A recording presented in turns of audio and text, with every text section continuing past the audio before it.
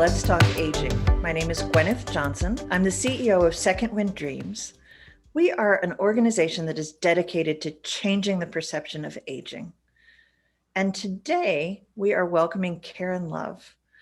Karen is a gerontologist, and she started her work as a speech pathologist, but has worked as an administrator and is the co-founder of the Dementia Action Alliance. This is a national not-for-profit that is dedicated to creating a better society in which to live with dementia.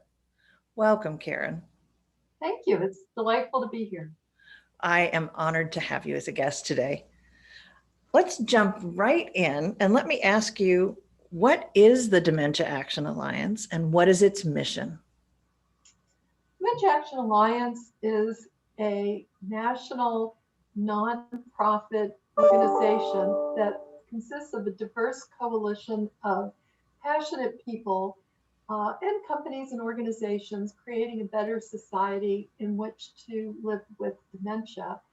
Surprisingly to me, it just seems like the years flew by.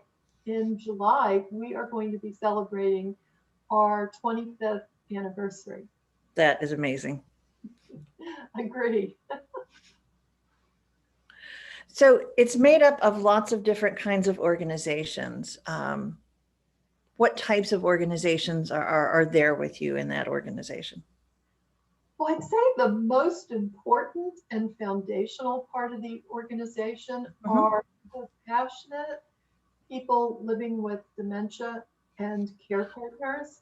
So we are the only national organization that has an advisory board wholly consisting of people living with different types of dementia.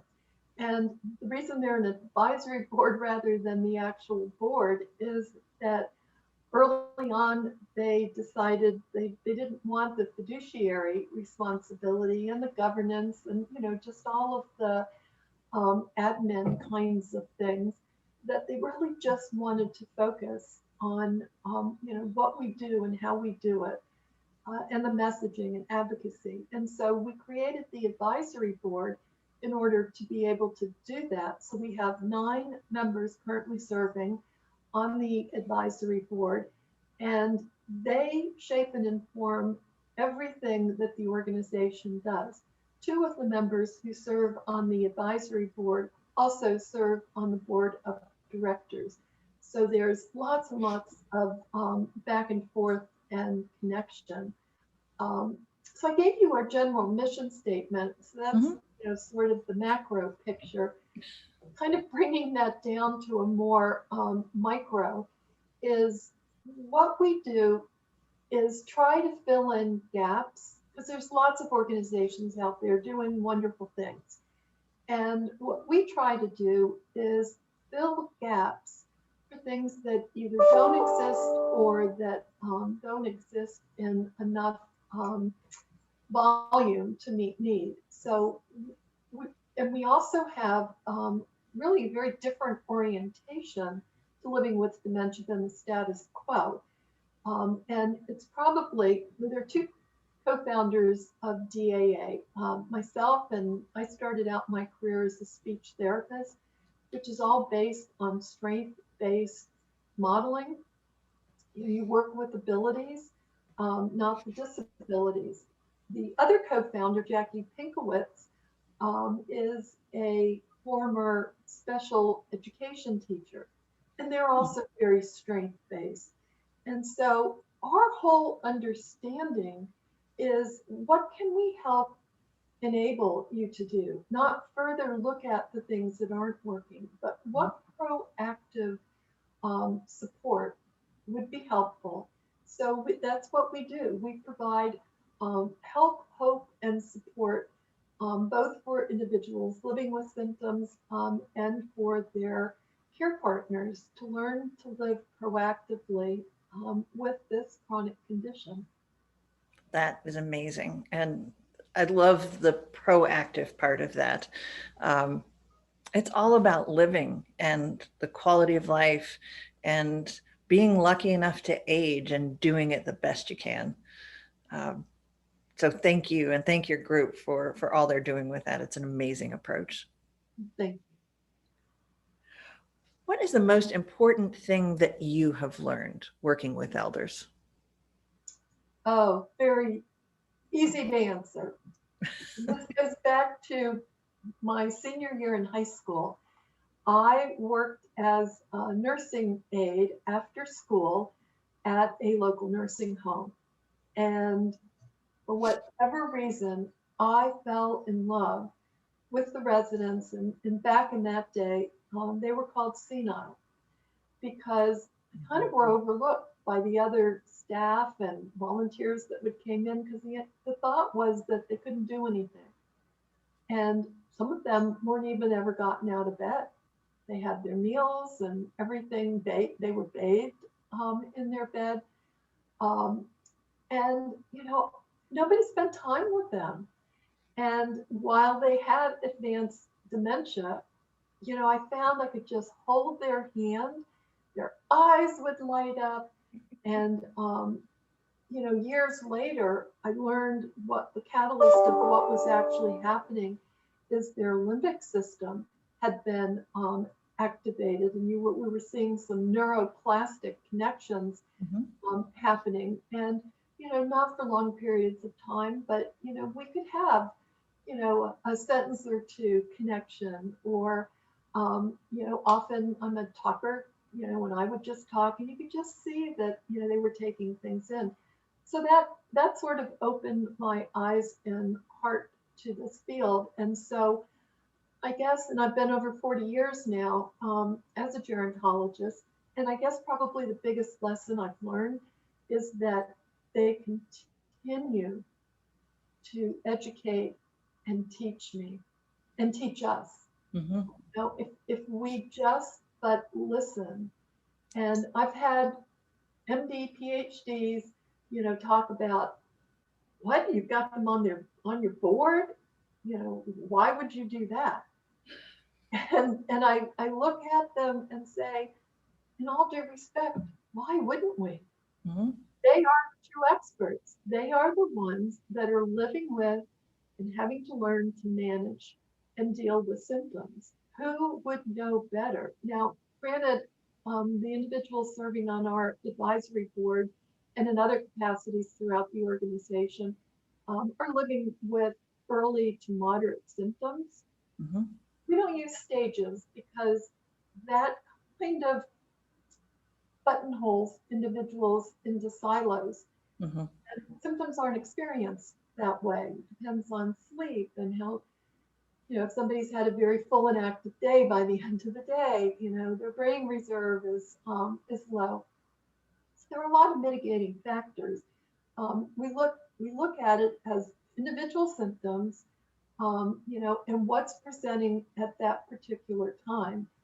And one of the amazing things that we have experienced over the last 10 years, especially working with people with earlier symptoms, is that the more involved and interested and control they have, through doing things that give them purpose and meaning, the better able they are to manage symptoms.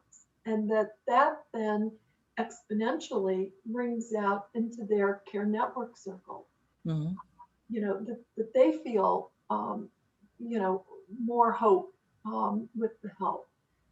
So these aren't complicated things, and it just makes us scratch our head why these aren't the norms. Absolutely. We all need purpose at every stage of our life to feel integrated and important, and to have good health, self-esteem as well. So why wouldn't that be the case for everyone? Yes, and it's no different. This whole concept of, an empty shell and, they can't. Well, it's this kind of Promethean effect. That's what we're projecting as a society, and after a while, after that's sort of how people treat you, you kind of begin to fit that mold. Not everybody, there are those sort of change agent souls that push back And we very luckily have had a number of them come knocking on the door over the years. And, they're wonderful educators. I mean, they truly, and in fact, that's neither Jackie nor I are living with symptoms of dementia. Both of us have had parents who have had, in our cases, Alzheimer's. But we aren't the ones who go out and speak. Really, the ones who speak, if we get invited, we'd say, yeah, our organization would love to. And we have a speakers bureau of people living with dementia and care partners.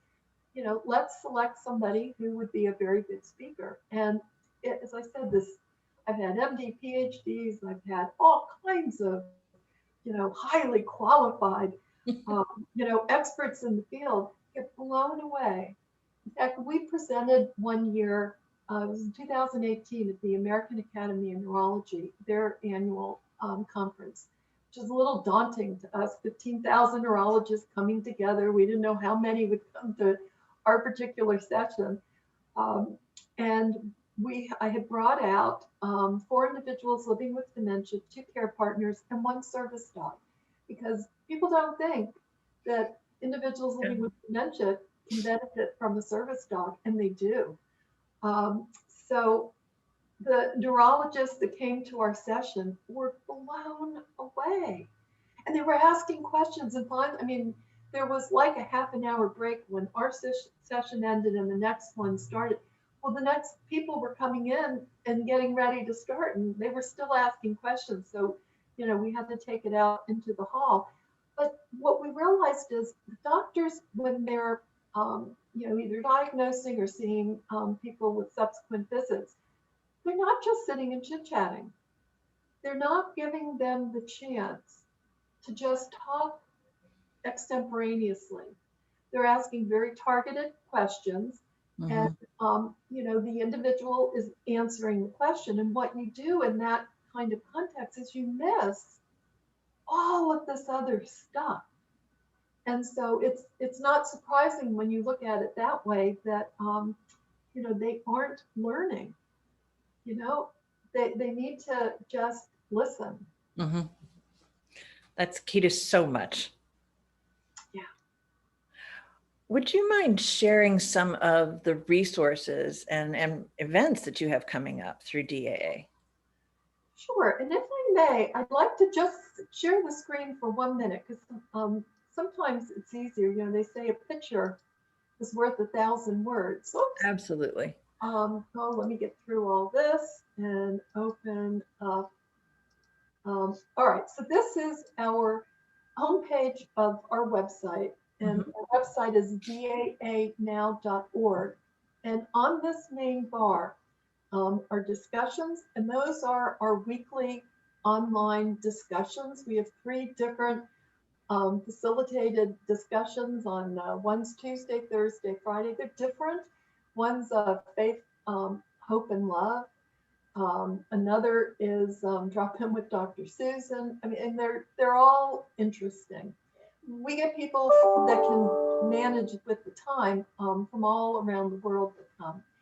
We have 2 monthly podcasts, This Dementia Life and Professional Insights, that are hosted, produced, everything, all by people living with dementia. And so all the different podcasts you can access on here. And then we started with COVID, online virtual engagement programs. So these are interactive live programs that you can go on to.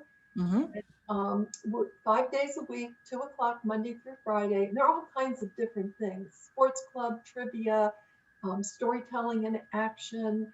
There's something for everyone, basically. We have a resources center you can get to on the website with curated information. Again, our focus is on living with symptoms. So it's not the place to go to look for the science on the cure, what's happening. A lot of other places do a great job on that. And upcoming, there was a film produced called Robin's Wish, which if you or your audience haven't seen it, is very powerful. It was about Robin Williams' life and his undiagnosed Lewy body dementia, which led to his taking his life. The producers of that film worked with the Lewy Body Dementia Association and created a little bit shorter documentary that's called Spark. And it's meant to be educational, informational, inspiring. And we are going to host a showing of that, thanks to the Lewy Body Dementia Association, who've given us permission to do so. We're going to host a showing of that on June 10th at 2 p.m. And starting in May, we'll have some information up on the website and it's free. Anybody can come. And it's going to be followed by a panel. Now, it's interesting because Spark has been shown at universities, at neurocognitive assessment centers. And there are always all these MDs, PhDs, who are on the panel. Well, they have a perspective, an important perspective, but our panel are two individuals that are living with the symptoms of Lewy body. The program manager from the Cleveland Clinic's Lou Rugo Center for Brain Health. And, we're going to talk about what it's like to live with and how you manage symptoms and how you work with, your care partners, those that are in your, social network, so that you're all rowing in the same direction. That's amazing. And I hope everybody tunes into that. I will be there most definitely watching. Great. One last question for you today. How do you change the perception of aging? Well, I think I just part of that earlier. I don't. I am just, kind of the vehicle and behind the scenes, as the executive director and co-founder, to have things run. But the real engine are the people living with dementia, and they are the catalyst for change. So what we do is have a speakers bureau of a number of wonderful, inspiring, heartwarming speakers. And we get asked now, we get a fair amount of requests, but then we do outreach as well, targeted outreach to places that are doing important work that has a national effect, but don't have people at the table. And I'll give you one example of something recently.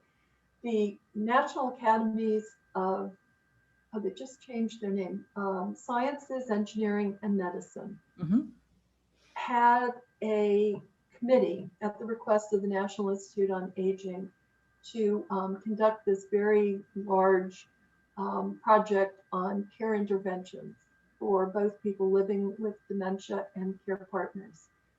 And as you probably aren't surprised, it was all MD, PhDs on the committee. And when the draft report came out, we were horrified because care interventions, that's everything about the lived experience. And it was so off the mark. It just, they were so heavily based and looking at the biomedical, the measures of the work that they looked at, to qualify to be included in the report were very heavily biomedical. Well, knowing that music can be important to some people and social connections, we don't need, double-blind, random controlled, clinical trials. Some of this stuff is common sense or can be applied from other health conditions. And so we knocked on the door of the National Academies and said, we have this different perspective of lived experience. Could we talk with the committee members? And to their vast credit, they not only allowed us to talk with them, have a whole group of people living with dementia and care partners, but the committee members themselves wrote a report outside of the actual study They wrote a separate report, and it all starts through the voices of people living with dementia. And, they talk about how the report misses the mark, the formal report misses the mark, that we need to be more pragmatic in how we look at things. So, that's how we're going about changing the perception is, kind of knocking on doors and saying, yes, but this pragmatic, we're not into the research, the cure, where, scientific rigor is hugely important. We're into the lived experience, and qualitative research, which is poo-pooed in, the rigorous scientific empirical world, is really very instructional, very helpful. And so some of this is kind of shifting thinking. Um, Cancer years ago was the C word. While we don't in this country call it the D word, it sort of has that exact same stigma. And, we need to move beyond and empower and enable people to live fully throughout the entire course of the condition. Absolutely. Well, Karen, thank you so much for being with us today. And thank you for keeping us all focused on living and the lived experience. Too often that is forgotten.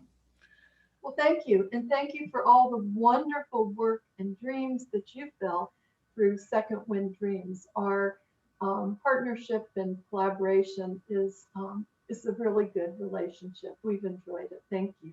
So have we. And thank you all for joining us on Let's Talk Aging. If you have some time, go to our website. We have some interesting webinars focused on family supports. We look forward to talking with you again, and have a wonderful day.